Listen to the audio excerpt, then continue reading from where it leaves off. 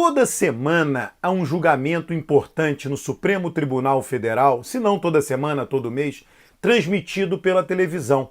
E nós temos a possibilidade de observar como ele transcorre. Esta semana haverá o julgamento acerca da prisão em segunda instância. Eu quero que você note, o que eu vou falar aqui se aplica a todos os julgamentos colegiados dos nossos tribunais. Todos, tribunais de justiça nos estados, os Supremos Tribunais em Brasília, o STJ, o STF, o TSE também, o Tribunal Superior Eleitoral, tribunais trabalhistas também, todas as decisões colegiadas, quais sejam as decisões que não são tomadas individualmente por esse ou aquele juiz. As decisões que são tomadas por desembargadores, segunda instância, 3 desembargadores, Supremo STF, plenário, 11 ministros, que são juízes, na verdade. Ministro é o nome para o juiz superior. Então, o estilo de decisão colegiada no Brasil é o que eu vou mostrar para você. E eu gostaria que, a partir daí, você observasse todos os julgamentos dessa maneira. Eu não sei se você já notou, quando há um julgamento em órgão colegiado, o voto vai lido, né? O ministro vai lá e lê um voto. Tem votos longuíssimos, né? O Celso de Mello, de uma erudição imensa, eles têm assessores. Esses assessores, obviamente, estão há muito tempo com eles, entendem como eles pensam, leem coisas que eles leem, eles indicam os caminhos. Então, aquele voto, ele é elaborado ali, escrito. Já houve casos de votos que se transformaram em livros. Paulo Brossat foi ministro do Supremo Tribunal Federal há muitos anos atrás. Teve um voto dele que se transformou em livro. Então o voto ele é um voto escrito. Isso remonta a quê? É importante que você saiba, remonta ao Tribunal da Relação na Bahia, em Salvador. E a primeira lei que passou a organizar a justiça no Brasil, uma lei de 1609, 7 de março de 1609. O Tribunal da Relação, na Bahia, em Salvador, se reportava à Casa de Suplicação de Lisboa. E era obrigado, os desembargadores tinham que votar por escrito, por meio das tensões. A tensão era escrito com C cedilha. E eles mandavam de casa o voto escrito. E aí alguém lá no tribunal lia e somava os votos e dava o resultado. Então você se pergunta, isso é obrigatório até hoje? Não, não é obrigatório o voto escrito na justiça brasileira. Não é obrigatório. Não é obrigatório. Tá? Esse é o grande problema hoje. Em 1828 foi abolido o voto escrito no Brasil. 1828, quando o Brasil sequer era república. No Brasil, império. 1828. Mas a prática continua até hoje. Não só o voto era escrito, essa prática foi abolida, mas foi mantida mesmo assim, mas o voto também era feito individualmente, quer dizer, sem nenhum desembargador conversar com o outro acerca da decisão. Individualmente, incomunicáveis. E isso também não é obrigatório, mas eles são orientados a fazer isso. Então, as duas características importantes dos votos colegiados hoje no Brasil é que eles são escritos, todos eles, e eles são tomados, são decididos individualmente. Os desembargadores e os ministros não conversam entre eles. Eles, quando entram lá, têm relatos, pesquisas empíricas sobre o funcionamento do Supremo Tribunal Federal, do STF, e os ministros disseram, olha, eu quando cheguei aqui perguntei para os mais velhos, como é que eu faço? Eu vou para o plenário? Não, leva o seu voto escrito. Ele vai lá e leva o voto escrito. Então nós vemos uma sessão absolutamente inútil, porque eles já decidiram como eles vão votar. Bom, vale aqui um parêntese importante. Qual é o estilo de decisão científico, inclusive um estilo de decisão muito adotado na gerência do setor público, na gerência do setor privado, na administração, na direção, não só na gerência, na direção do setor público, setor privado? As pessoas se reúnem em torno de uma mesa, todo mundo com opiniões diferentes, não necessariamente é normal que as opiniões sejam diferentes, e nada por escrito, eventualmente alguém lê uma ou outra anotação, e aí um tenta persuadir o outro. E eles, nessas reuniões, se busca o que? Um certo consenso. É claro que pode haver uma votação, mas um determinado tópico é conversado, é decidido, todo mundo fica em torno daquele tópico e se busca um consenso. E as opiniões mudam, é um fato, um persuade o outro, todos estão abertos à persuasão.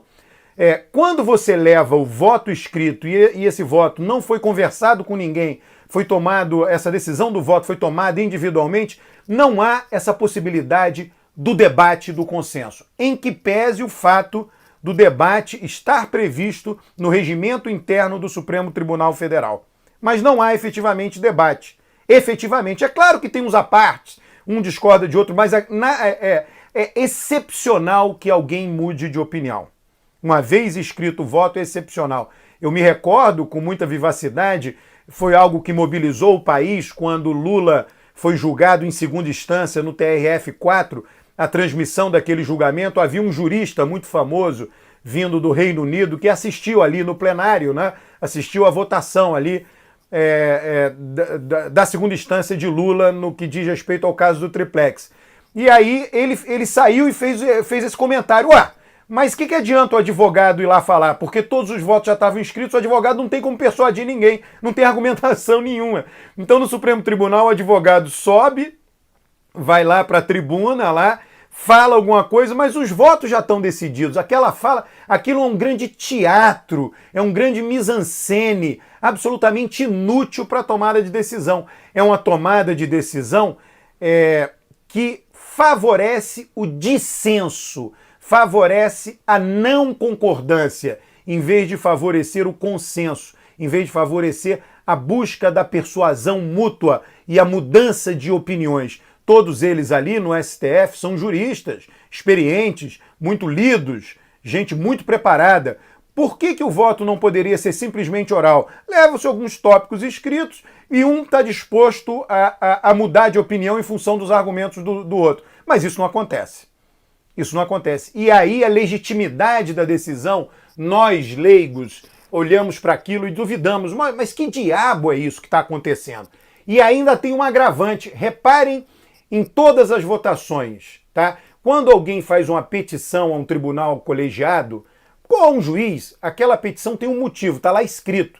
Se chama, tecnicamente, a causa de pedir. O motivo, o pedido. Ele diz, olha, agora no habeas corpus, tem o Código de Processo Penal... No habeas corpus, não, perdão. Na prisão em segunda instância. Tem o Código de Processo Penal que afirma no artigo tal, que só poderá ser preso aquele condenado transitado em julgado.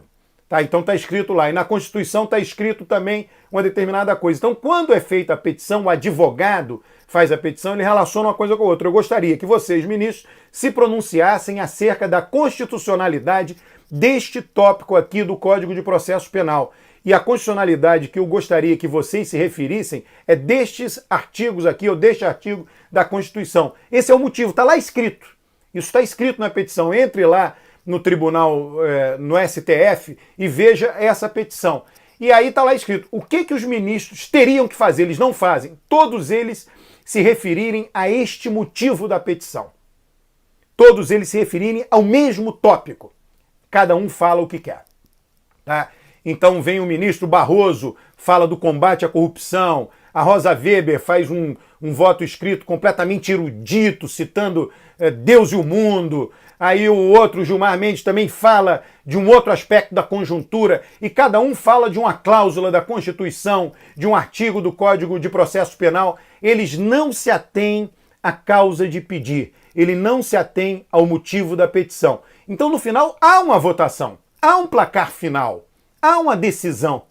A justiça é feita, é declarado se aquilo é constitucional ou inconstitucional, mas não é acerca do mesmo tema. Então é uma decisão, o estilo da decisão leva a ser uma decisão vazia, uma decisão sem sentido nesse aspecto, porque eles não debateram a mesma coisa. O Barroso votou por conta da conjuntura do combate à corrupção. O Gilmar também, mas um outro aspecto da conjuntura. A Rosa Weber por conta de juristas que ela leu no exterior, na Alemanha, etc. E por aí vai. Então cada um tem um motivo para justificar seu voto, esses motivos não coincidem com a causa de pedir, o voto é escrito individualmente e separadamente. Ou seja, não há debate, não há busca de consenso acerca de princípios constitucionais de uma determinada lei. Se aquela lei está ou não de acordo com a Constituição e por quê. Isso você não pode depreender. Leia o resultado do julgamento que você verá isso. Inclusive, muitas vezes os próprios ministros do STF não sabem o resultado final. Porque como cada um fala uma coisa, eles no final não entendem direito o voto um do outro. Eles não entendem, a não ser que seja muito claro, etc., mas eles não entendem. Isso já aconteceu, já percebi isso. Quando um perguntando, mas você exatamente votou como? É contra ou a favor? Porque eles não estão debatendo o mesmo tema, eles não debatem o mesmo tema. São vícios impressionantes na nossa justiça. São práticas fortemente arraigadas, de difícil modificação. E isso é ruim para o país, porque torna os resultados absolutamente imprevisíveis. Como eles podem falar sobre qualquer assunto e não da causa de pedir. Como eles escrevem o voto individualmente, um sem conversar com o outro. E levam isso e leem. Cada decisão está sujeita ali à influência de doutrinas mais recentes que eles leram, influência da conjuntura, influência dos ventos que sopraram, e você não estabelece interpretações bem fundamentadas e para as quais foi buscado o consenso acerca da Constituição. É um estilo de decisão inteiramente diferente do estilo de decisão que hoje, na sociedade em que vivemos, goza de maior legitimidade, que é o estilo de decisão científica, que todos apresentam suas evidências, as suas justificativas racionais, e um vai persuadindo o outro e buscando consenso. Há países nos quais o voto escrito é proibido por lei. O juiz, o ministro do Supremo tem que ir lá simplesmente falar. Por quê? Para que um possa persuadir o outro. O objetivo é a busca efetiva do consenso. É que um seja capaz. E aí vira um argumento de autoridade. Tá? Então, notem aquelas citações, um monte de citações que todos eles fazem. Citam 18 Brumário de Luiz Bonaparte, juristas alemães, o Sermão de Padre Vieira, Rousseau, Plutarco, um monte de citações que nada tem a ver com o nosso país e a nossa época. Muitas, algumas têm a ver, mas aquilo é uma tentativa não, é mostrando erudição, mostrando o seguinte: siga o meu voto, fique com o meu voto, porque eu estudei muito, eu li juristas da Alemanha, da Inglaterra, dos Estados Unidos, século XIX, século XVIII, eu conheço a história da Roma Antiga, eu conheço a história de Júlio César, eu conheço o sistema jurídico da Grécia e por aí vai. Então o meu voto está fundamentado em toda essa erudição. Tá? Vira um argumento de autoridade no final das contas. Ou seja, nada que facilite a vida do povo brasileiro. É uma justiça pré-moderna. Essas práticas fazem de nossa justiça uma justiça pré-moderna. Precisava ser assim? Não. A maioria dos países ocidentais não é assim.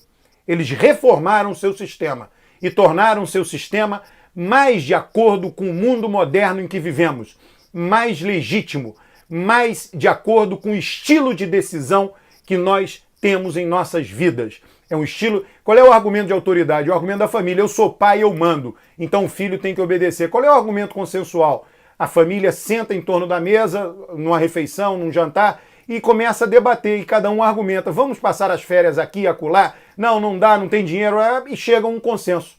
Né? E o argumento de autoridade é o contrário. Eu sou o pai, eu sei o melhor caminho é esse. Todo ano sou eu que decido as férias e vamos passar as férias. É uma coisa antiga, que já passou, totalmente ultrapassada. Então, preste atenção. Essa semana haverá o julgamento do STF com relação à prisão em segunda instância. Mas toda vez que você assistir o julgamento, ele acontecerá da forma que eu disse aqui para você. E passe agora, se você quiser realmente uma mudança propositiva para o Brasil, uma mudança que irá melhorar o nosso país, passe a pressionar para que a justiça mude as suas práticas. Um grande abraço.